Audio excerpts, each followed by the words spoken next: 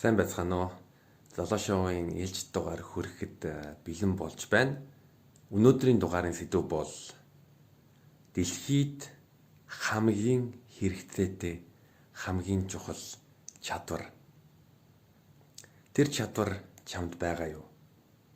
Тэр чадварыг чи мэдэх үү? Энэ чадвар юу вэ? Энэ бол борлуулалт. Бид нар өдөр болгон юм зардаг. Бид нар энийг анзаарч болно, анзаарахгүй ч байж болно. Гэхдээ бид нар өдөр болгон ямарваа нэг юм зарж байгаа. Одоо жишээ нь ажлын ярилцлага. Хэрвээ чи ажилд орох гэж байгаа юм бол чи өөрийгөө зарж байгаа. Чи бол бүтээгдэхүүн. Тэгээ хэрвээ чи ажлын ярилцлагад орж байгаа бол чи өөрийгөө ямар бүтээгдэхүүн гэдгээ зарж байгаа. Тэгээд чамайг ажилд авах гэж байгаа байгууллага, хувь хүнд чи бүтээгдэхүүнээ яаж танилцуулж байгаа вэ? За би бол итгэлтэй, би бол найдвартай, би бол тууштай ажилдаг, би бол ухаантай гэх мэтчлэн. Тийм болохоор хэрвээ ажлын ярилцлагад орж байгаа бол чи өөрийгөө борлуулж байгаа.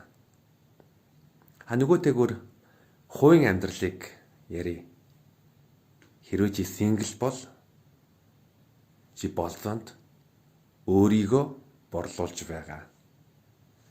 Би бол хөвгөлтэй, би бол царайлаг, надтай байх фан байдаг.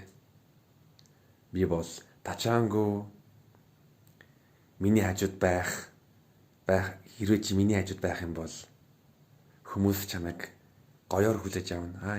Энэ энтэй үерхдэг юм байна штэ. Энэ мундаг залуутай үерхдэг юм байна штэ. Энэ ямар дажгүй залуутай үерхдэг юм бэ гэх мэтчлэн.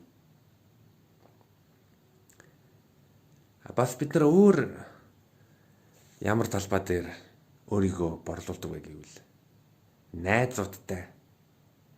Чамтай яагаад хүн найзлах ёстой юм бэ? Чиний найз гэдэг давуу тал чинь юу вэ? Найз нар чинь чамайг үнэнч гэж боддог, хөвгөлтэй, чамтай байхад аз жаргал мэдэрдэг гэх мэт. Тийм болохоор бид нар өдөр бүр юм зарж байгаа. Бид нар өдөр бүр өөрийгөө борлуулж байгаа. Аливаа бүтээгдэхүүн зарж байгаа.